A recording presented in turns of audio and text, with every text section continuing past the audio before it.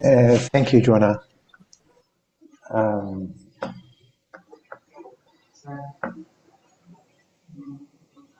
okay, well, thank you to everyone for being here. I'm gonna,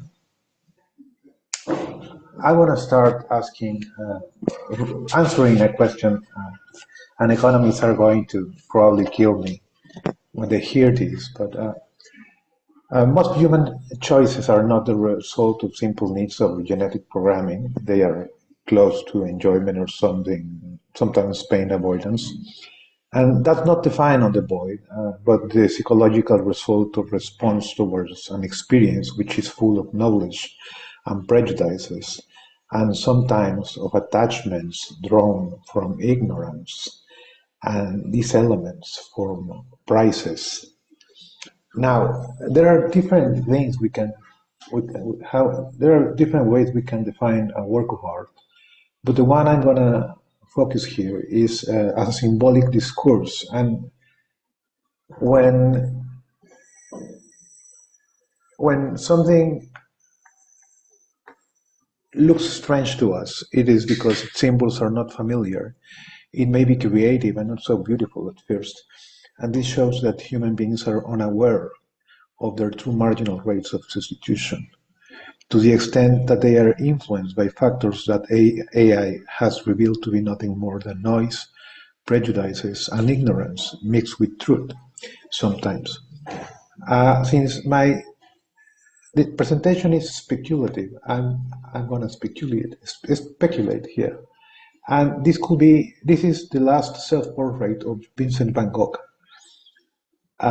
He cut his beard off because it was a painting for his mother.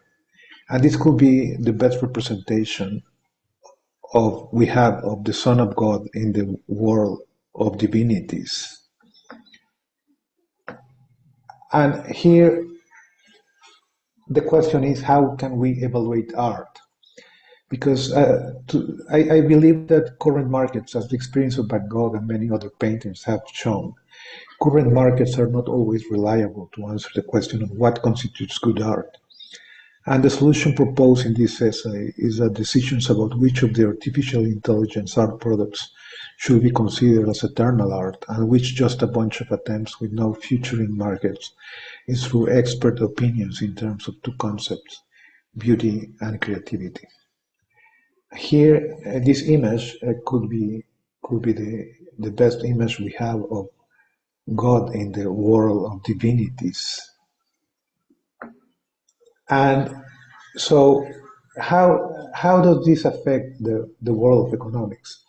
Well, to some extent, we live in a virtual economy in which prices do not reveal the true marginal rates of substitution, but a modification, a modified version of that.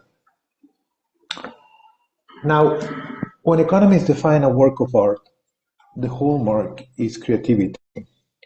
The job of the artist is to embody creativity in his work of art. In fact, I have the following citation from a recent handbook on cultural economics that says the concept of creativity seems to be at the very least, a hallmark or a characteristic feature of art generally, if not necessarily a condition of artistic practice. However, creativity is a more 20th century biased definition of art because since times of the ancient Greeks to at least the 19th century, art was valued for its beauty according to the philosophers' records. And as a matter of fact, with the start of the 20th century, the fine arts experimented a tremendous break from the past on what is beautiful and creative in a work of art. Painting, literature, music, just to mention a few of the fine arts, experimented new forms, techniques, and materials to express their messages.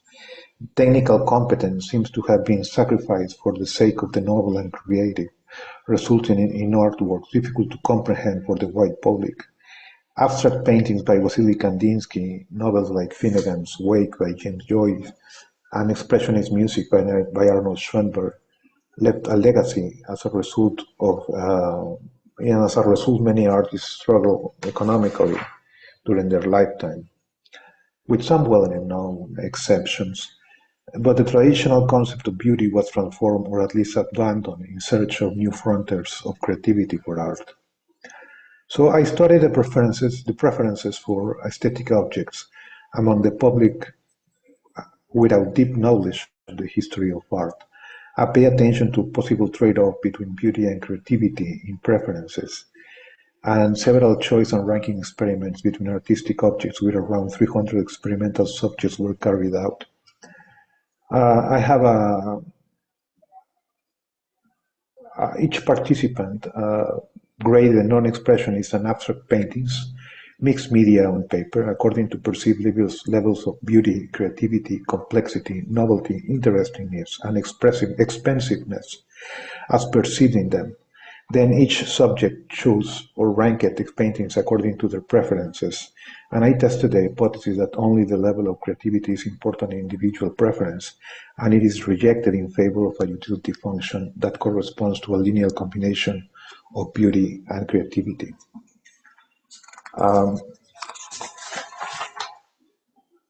Here I have two paintings that silhouette the profile of a bird. And from the perspective of modern art and contemporary art, the painting with angular strokes, the one on the right hand side, perhaps does it in a more creative way, less figuratively. It is important to note that here, at this moment, I am taking the creativity definition by Sternberg, in which the most creative object is that which defies the establishment. The data shows that people think that the angular painting is usually more creative than the curved painting. The painting of angular strokes defies the imagination by stating this is also the contour of a bird. And as in the painting of curved strokes, we have very clearly the contour of a bird. A second experiment was carried out with the individuals and they were allowed to watch 5 figurative paintings for as long as they needed. The paintings hanging at the same time in the wall, and these are the paintings 1, 2, 3, 4, and 5. They were mixed media on paper, 42 by 59 centimeters, and some experimental subjects were told that the paintings reflect the vision of artist Rafaela Hosker on different aspects of life, appreciated from the same balcony in the center of the city of Tlaxcala in Mexico, which she visited in the autumn of 2016. They were paintings about the afternoon, the night, childhood, youth, old age, and spirituality of the place. Rafaela Hosker believes that no painting requires explanation except paintings 3, which is this one, and painting 4, which is this one. She imagined painting 3 as the vision that her father should have from that balcony, when in fact he was in jail as a political prisoner in an authoritarian regime of Western Europe. She imagined painting 4 as hope when her family was waiting for the trial of her father. She saw her family watching from this balcony of Tlaxcala, and she tried to imagine the greatness of the universe in times of hopelessness. And the results, I'm going to the results of the five paintings experiment. Here I have in the first column the results for the sample that received no monetary payment and no explanation about the paintings. And beauty, creativity, interestingness, and expensiveness are all significant at the usual 5% significant level. They all have practically zero p-values, except creativity with a 0.017 p-value. Then comes complexity, novelty, and beauty. The second column of this table presents the results for a sample that received no payment, but heard the explanation about the paintings. Only beauty and creativity are significant at the 5% confidence level. Both of them have zero p-values. Then comes expensiveness, which is significant at the 6.3% level. All other variables are not significant, even at the 10% value. And the third column shows the results of a sample that received monetary compensation for their evaluations and ranking and listen to an explanation of the paintings. Again, only two variables are significant at the 5% value: beauty with a practically zero p-value and creativity with a 0.001 p-value. None of the remaining variables is significant at the 10% significant value. Interestingly, it has a p-value of 10.1%, and all other variables have p-values higher than 48.4% or even closer to 70%. The results clearly show that the general public care about the beauty of the work of art, not only about the creativity, though this concept is important in the public's preference. And this is important for AI generated works of art, because most of the time it is dominated by beauty, by what we already, by the familiar, by what we consider beauty. And so that's important to remember. And so people not only care about what they find creative, but also about what they find beautiful. Economists should study beauty and creativity from a much closer perspective. And probably 20th century modern art exploited the trade-off between beauty and creativity in people's preferences. And that's it. Thank you very much. Thank you so much, Carlos. Okay. I want to point to that analogy because it's so apt to the topic that we're discussing today, which is arts and audience engagement. Because you point to this idea of, constant, there's a learning curve with what we're starting to integrate within our research methodology as researchers, but there's also these true fundamentals of research and how we should conduct ourselves as researchers and how we do our research. And I think the analogy is really clear to when we're thinking about the presentation of art, the audience experience, is that we are now kind of figuring out what the line is between using this technology to improve, enhance, change the way that we're ultimately presenting art and affecting the audience experience, but at the same time, there are many arts administrators and arts managers on this call who have the training and the professionalization for exactly how to do this and know really well, right, that this is how it should be done. So maybe, I don't know if anybody in the audience has a chance to remark on that. Maybe there's maybe there's somebody actually speaking from an arts organization perspective on how the AI is actually affecting the fundamentals of what they have learned in presentation of art, production of art, as well as how to curate the audience experience. Anybody? Anybody can feel free to jump in. I don't know, is there anybody on who can speak from the arts organization perspective?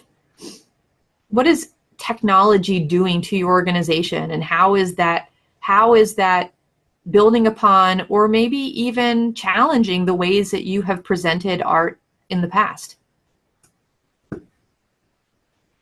I don't know, feel free to put anything in the chat that you might think is useful, but maybe Carlos, maybe you could comment a little bit on that, this idea that as researchers we're trained in a certain way, but at the same time we're constantly trying to update our methods.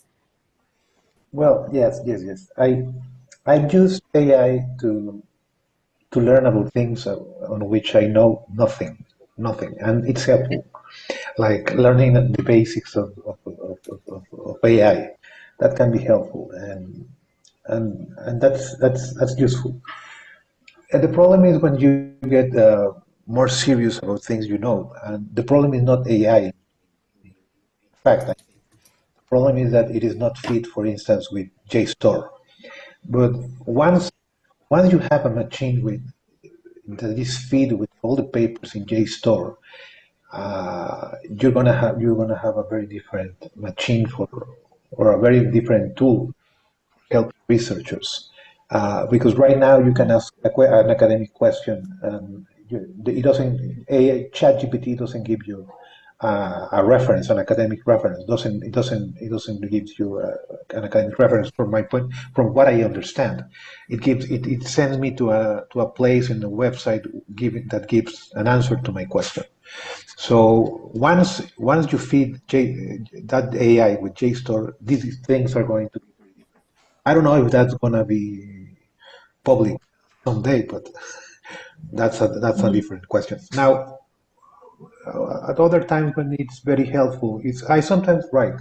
I sometimes write something that attempts to be literary, and I ask specific questions. I use it like Google, and it's better than Google. Mhm. As an alternative to Google is much better because you can ask. I once asked. Someone once told me that the birth certificate of Antonio Vivaldi was was cut from the page in the church where it remained because he was excommunicated at the end of his life. So I asked the ChatGPT about that birth certificate, and it gave me the place where it was, the exact place where it was. So I had to go there in Mhm. Italy to check if that was true, and that can be helpful if in fact it is there. But sometimes you ask questions and you have this hallucination, which is the topic of the next panel. I once asked and they are tremendous. These hallucinations are tremendous, and it's like someone trying to satisfy you, even though it's a lie. To answer something, even though it involves lying to you. Well, that's my Carlos, experience. great segue. So thank you all.